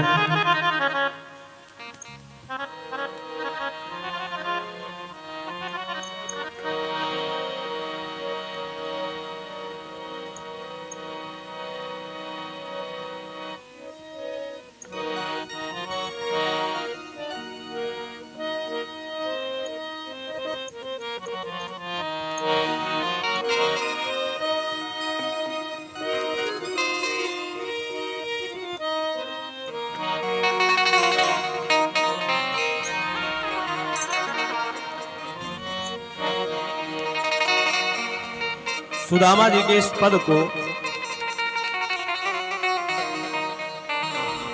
किसी भक्त ने बड़ा ही सुंदर कहा है कि शीस पगा न झगा तन पे,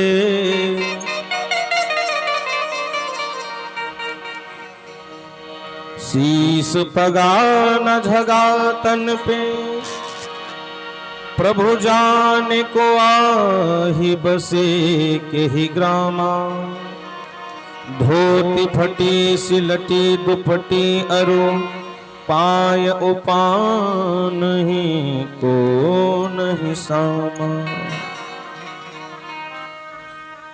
द्वारपाल ने जाकर के बताया कि द्वार खड़ो द्विज दुर्बल देख, रहो चक्षु वसुधा अभिरामा, पूछत दीन दयाल को धाम, बतावत अपनो नाम सुदामा। द्वारपाल ने जाकर के कहा कि प्रभु शीस पगा न झगा तन पर, उसके सर पर ना तो पगड़ी है, सही से वस्त्र भी नहीं पहना है, चरणों में पादुका नहीं है, आपका नाम पूछ रहा है और अपना नाम सुदामा बता रहा है। जैसे इतना कहा भगवान ने जा करके सुदामा को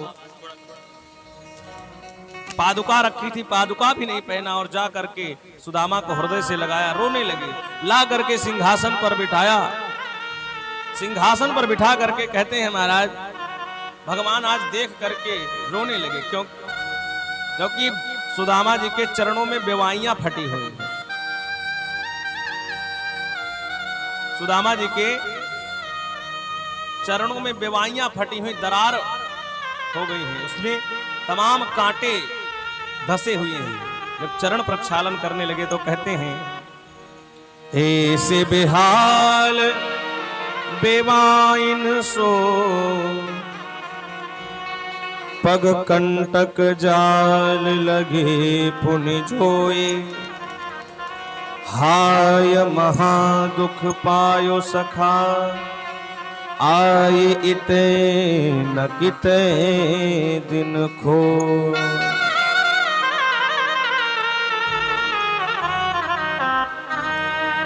देखी सुदामा की दीन दशा, करुणा करके करुणा निधि रोए, पानी परा तो को हाथ छुओ नहीं, नैनन के जल से पग धो। कहते हैं भगवान आज इतने रोए सुदामा जी के लिए कि जल लाने को कहा था, जल नहीं आया तो आंखों के आंसुओं से चरण को प्रक्षालन कर। हाय महा दुख पायो सखा, भगवान कहते हैं जब सखा है मित्र, जब तुम्हें इतना दुख मिल रहा था तब तुम्हें मेरी याद नहीं आई, तुम्हें आना चाहिए था। हाय महा दुख पायो सखा, आए इते न किते दिन खोए। देखे सुदामा की दीन दशा, करुणा करके करुणा निधि रोए, पानी परात को हाथ छुओ नहीं, नैनन के जल से पग धोए। लोग देख करके परेशान हैं कि भाई ये कौन सा जो है, ऐसा कौन सगा संबंधी। आज तक हमने बहुत इनके हित मित्र बड़े बड़े राजाओं को देखा, लेकिन ऐसा मित्र मैंने इनका नहीं देखा। और आज भगवान विह्वल हो गए। और सचमुच ऐसी मित्रता न भूतो न भविष्यति। सुदामा और कृष्ण की मित्रता उससे पहले भी किसी ने नहीं कर पाई और आज भी मुश्किल ही है। तो इसलिए सुदामा जी को आज भगवान श्री कृष्ण ने बड़ा सेवा किया। भगवान रो रहे हैं क्योंकि भगवान बहुत दिन से चाह रहे थे कि सुदामा आए, लेकिन सुदामा जी इतने संतोषी हैं। कभी कभी क्या होता है, किसी अमीर व्यक्ति जब कि आपका मित्र हो, बहुत ज्यादा अमीर हो जाए तो संकोच लगता है, क्योंकि आजकल रिश्ता भी लोग उसी से ही रखते हैं जो आपके लेवल का हो। कहते हैं कि टूट जाता है गरीबी में वो रिश्ता जो खास होता है। कितना भी खास रिश्ता हो, लेकिन आप गरीब हो गए तो रिश्ता खत्म। गरीब का कोई सगा संबंधी नहीं है। इसलिए सुदामा जी भी मन में यही सोच रहे थे, लेकिन भगवान तो ऐसा नहीं सोचते ना। भगवान तो अपने भक्त के लिए सर्वस्व न्यौछावर कर देते हैं। सुदामा जी का चरण प्रक्षालन कराया, पैर दबा रहे हैं, 56 प्रकार का व्यंजन पवाया। व्यंजन पवा करके व्यंग करने लगे, हंसी मजाक करने लगे कि भाई बहुत हो गया। पूछा कि सुदामा जी महाराज, आपका विवाह हुआ कि आप तो शुरू से बैरागी तरह रह रहे थे, कहीं शादी विवाह हुआ कि नहीं? सुदामा जी ने कहा, भगवान की कृपा से एक सुंदर सुशील पत्नी मिली है और नाम उसका है सुशीला। जैसे उसका नाम है वैसे वो सुशील है। हमारे पास जो भी है उसी में जो है अपना जीवन यापन करती है। और तो और जब इस प्रकार से कहा तो भगवान ने कहा कि मुझे लगता है कि उन्हीं के कहने पर तुम आए हो, क्योंकि तुम नहीं अपने मन से आए हो। तो सुदामा जी कहते हैं कि मित्र, तुमने बहुत सही पकड़ा है, उन्होंने ही भेजा है। तो भगवान ने कहा कि अगर भाभी ने आपको मेरे पास भेजा है तो खाली हाथ नहीं भेजा होगा, कुछ न कुछ दे करके भेजा होगा। और जैसे इतना कहा सो तुरंत जो कंडुल ले गए थे, जो चावल था, जो पोटली थी, उसको अपने काख में दबाने लगे कस के, क्योंकि भाई इतने महल में जो 56 प्रकार का भोजन कराए, यहाँ चावल दो तो कितना बुरा लगे। उसको दबाने लगे। भगवान तो अंतर्यामी सब समझ गए। सुदामा जी से कहा कि सुदामा जी, ये आपके हाथ में क्या होगा, कोई समस्या है, लाइए दबा देता हूं। कहा नहीं कोई बात नहीं। ऐसा कहा, भगवान ने हाथ पकड़ के खींचा और तुरंत जो है पोटली नीचे गिर गई। भगवान ने कहा कि बताओ भाभी जी ने भेजा है ना? तो कहा हाँ। तो कहा तुम्हारी आदत अभी गई नहीं है? एक बार चना दिया था माता जी ने तो चुरा के अकेले अकेले निपटा दिए, और आज भाभी जी ने भेजा है तो नहीं दे रहे हो। ये आदत अपनी छोड़ दो, ये बहुत गलत आदत है।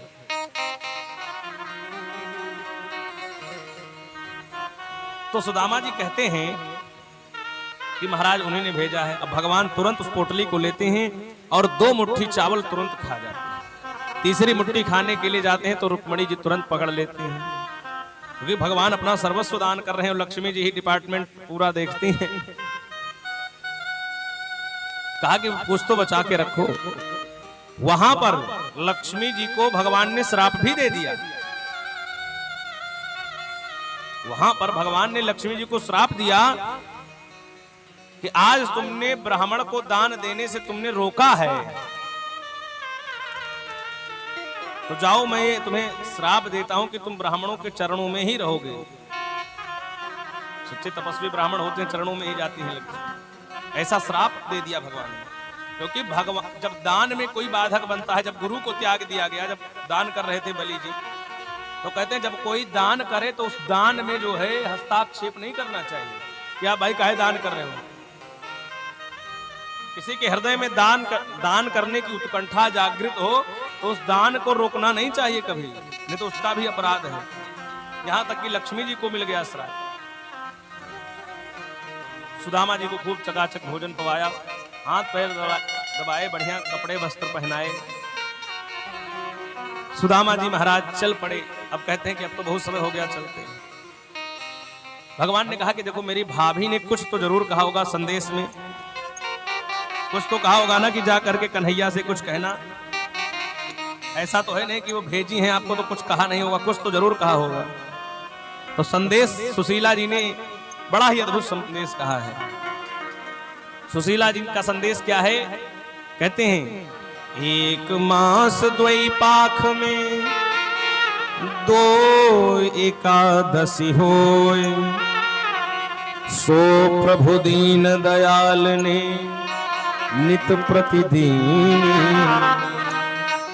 एक महीने के 2 पक्ष में 2 एकादशी होती है, लेकिन नित्य एकादशी हो रही है। अब कुछ खाने को है ही नहीं तो क्या करें। भगवान की आंखों में आंसू आ गए कि भाभी जाओ, अब मेरा आशीर्वाद है। भगवान ने कहा, एक मास द्वैपाख में 2 द्वादशी होए, भाभी तेरे भवन में नित्य द्वादशी हो। क्या कहा कि भाभी अब आपके यहाँ एकादशी नहीं होगी, अब द्वादशी का शुद्ध पारण करो, खूब पूरी कचौड़ी शक्कर हलवा बना के खाओ। और 2 लोग की संपदा को प्रदान कर दिया। सुदामा जी ने आदेश दिया, भगवान ने कहा कि अब आशीर्वाद देते हुए हमारे परिवार में सबको आशीर्वाद दे दो। सुदामा जी ने भी पूछा कि प्रभु आपने विवाह किया? तो कहा कि विवाह तो किया ही है। तो कहा कि भाई आशीर्वाद हमें भी दर्शन कराओ। तो कहा कि अगर आपको दर्शन करना है तो 1 महीना रुकना पड़ेगा, सब सिक्का अगर दर्शन करना है। बोले कितना विवाह किया? 1 2 3 4 5। उन्होंने कहा कि चिंता मत करो, अभी सब आशीर्वाद आपको जो है दिलवाते हैं। और भगवान श्री कृष्ण जो है पहले रुक्मिणी जी के साथ आकर के सुदामा जी को प्रणाम करते हैं। सुदामा जी ने कहा, सौभाग्यवती भो रुक्मिणी जी को। ऐसे करके सभी जो है भगवान की सभी पत्नियां आने लगी। 2 4 10 100 50 को आशीर्वाद दिया। उसके बाद भगवान से कहा कि ये लाइन अभी कितनी लंबी है? तो भगवान ने कहा कि 2 महीना रुकना पड़ेगा आशीर्वाद देने। सुदामा जी ने कहा, ऐसा सबको आशीर्वाद देने से बढ़िया है तुम्ही को आशीर्वाद दे दे, क्योंकि आशीर्वाद तो तुम्हारे लिए ही है। तो भगवान को बुला करके कहा, चिरंजीवी भव। और आशीर्वाद दे करके सुदामा जी निकले। सुदामा जी के मन में आया कि बताओ इनके यहाँ आए और ये भी नहीं कहा कि 1 किलो सोने ले जाओ, नहीं 2-4 लाख रुपए ले जाओ, घर बनवा लेना, ऐसे भेज दिए। लेकिन इनको क्या पता भगवान ने क्या दे दिया है।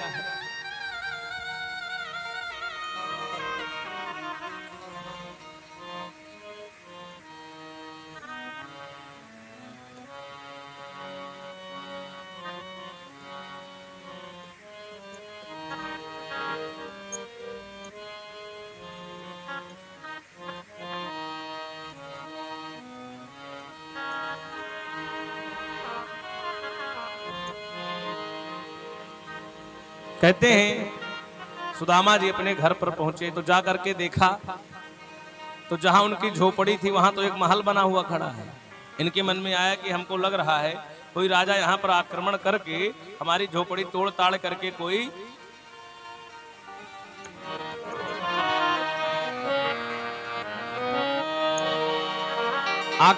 कोई महल बना दिया है, ऐसा विचार किया।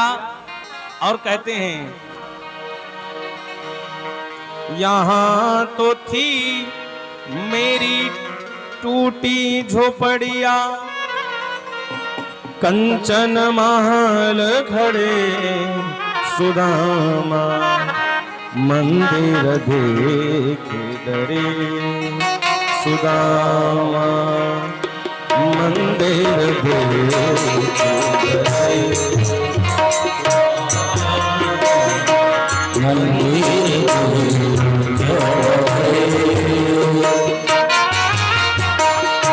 यहाँ तो थी मेरी टूटी झोपड़िया, यहाँ तो थी मेरी टूटी झोपड़िया, कंचन महल खड़े सुदामा, मंदिर देखे सुदामा।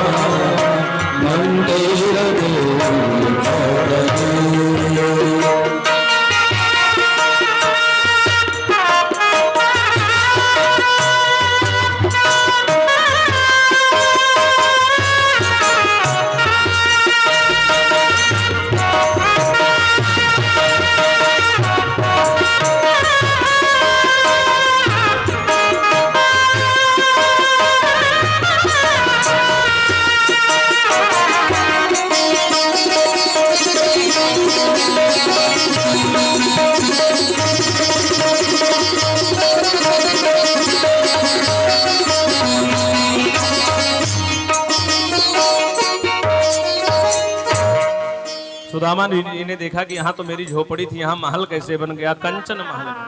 तब तक देखा दौड़ करके एक स्त्री खूब श्रृंगार करके आई है, सोने की थाली में आरती सजा करके आरती करने लगी। सुदामा जी डर गए कि भाई ये कौन आ गई।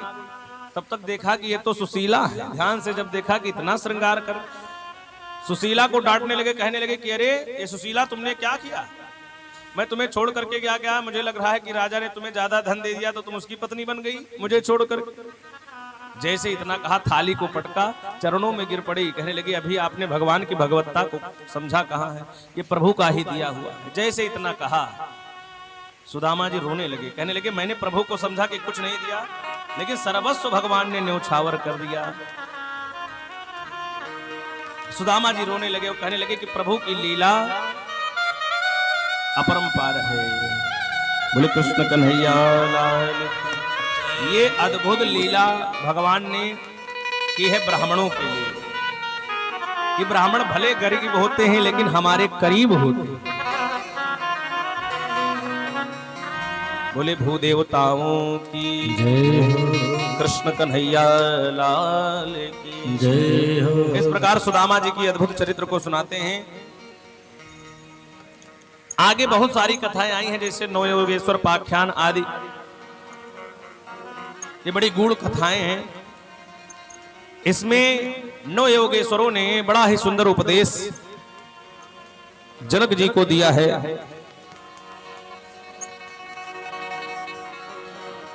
तो कहते हैं ये मानव शरीर जो मिला है इसकी सार्थकता क्या है। बोले इसकी सार्थकता बस एक ही है कि सुर दुर्लभ सब ग्रंथन गावा, बड़े भाग्य मानुष तन पावा। तो जो बड़े भाग्य से मानुष तन मिला है इसकी सार्थकता क्या है। बोले परमात्मा की प्राप्ति करना, भगवान का भजन करना, एक ही सार्थकता है। बाकी दुनिया भर का काम कर लिया तो समझ लो कि कोई मतलब नहीं, लेकिन अगर भगवान का भजन कर लिया तो समझ लो कि शरीर की सार्थकता हो गई। इस प्रकार नवयोगेश्वर पाख्यान के माध्यम से नारद जी वसुदेव जी को समझाते हैं। और नवयोगेश्वर ये ऋषभदेव जी के पुत्र हैं नवयोगेश्वर। इनका नाम कवि, हरि, अंतरिक्ष, प्रबुद्ध, पिप्पलायन, अविर्होत्र, दुर्मिल, चमस और करभाजन, ये नव योगेश्वर। यही जो है बड़ा ही सुंदर उपदेश देते हैं। आगे चल करके दत्तात्रेय जी की कथा आती है भागवत। ये दत्तात्रेय जी क्या हैं। बोले दत्तात्रेय जी के 24 गुरु हैं, एक गुरु नहीं है। कितने। और वस्तुतः दत्तात्रेय जी जो है ये भगवान के अवतार हैं, 24 अवतारों में एक अवतार है। आप जब महाराष्ट्र में जाएंगे तो दत्तात्रेय जी की बड़ी पूजा होती है। दत्तात्रेय जी की बड़ी पूजा जो है, आप पुणे में मैं था तो वहां दत्तात्रेय जी का बड़ा बड़ा मंदिर बना, वहां दत्तात्रेय भगवान की बड़ी पूजा। तो दत्तात्रेय भगवान के अवतार हैं। इन्होंने 24 गुरु अपने जीवन में बनाए। कौन कौन। हम लोगों ने बहुत पहले कविता पढ़ी थी। पहले इनके गुरु कौन है। पृथ्वी भी इनके गुरु है, जमीन। बोले इनसे क्या सीखा। तो हम लोगों ने एक कथा सुनी थी पहले, एक कविता थी कि पृथ्वी कहती धैर्य न छोड़ो, सिर पर हो चाहे कितना भार। पर्वत कहता शीश उठाकर तुम भी ऊंचे बन जाओ, और सागर कहता है लहराकर मन में गहराई लाओ। ऐसा ही है कुछ। तो बोले ये जितने भी हैं ये सब उनके गुरु हैं, सब से कुछ ना कुछ सीख रहे हैं। एक कुत्ता भी कुछ सीख देकर जाता है, जहां बैठता है तहां पूंछ से जो है बाहर लेता है। क्यों। तो कहा कि महाराज हर व्यक्ति, इन्होंने सबसे कुछ ना कुछ जो है सीखा। क्या सीखा। अजगर से सीखा। अजगर करे न चाकरी, पंछी करे न काम, अवतास मलूका कह गए सबके दाता राम। भाई अजगर कौन सा नौकरी करने जाता है किसी के यहाँ, तब उसे भोजन मिलता है, लेकिन उसको अभी पालन करने वाले कौन है। तो इसलिए 24 गुरु बनाए। बड़ा ही अद्भुत कथा इनकी भी आती है। बोले दत्तात्रेय भगवान की। कहते हैं महाराज 125 वर्ष तक भगवान श्री कृष्ण हमारे यहाँ रहे हैं इस धराधाम पर। अपने बच्चों के साथ, परिवार के साथ रहते हैं। तो एक बार चतुर्मास करने के लिए कुछ संत जो है द्वारिका में पहुंचते हैं दूर, और वहां पर अपना आसन लगा करके चतुर्मास कर रहे थे। तो जाम्बवती जी का एक पुत्र है जिसका नाम है सांब। ये बड़ा नटखट, बड़ा जो है इसके अंदर कुछ अवगुण भी है। इसने क्या किया, जाम्बवती नंदन जो सांब है, ये देखने में इनका जो है स्वरूप थोड़ा स्त्रियों वाला है। इनका मुख जो है थोड़ा स्त्रियों की तरह है, तो थोड़ा और मेकअप करके इनके भाइयों ने इनको बढ़िया मेकअप करके साड़ी पहना करके इनके पेट में एक मूसल बांध दिया और कहा कि चलो देखें जो बाबा लोग आए हैं असली हैं कि नकली, झूठे लोग भजन करने चले। ऐसा विचार करके उसको सांब को ले जा करके और बाबा लोगों से जा करके पूछा। उसी में दुर्वासा जी के सामने संयोग से पहुंच गए।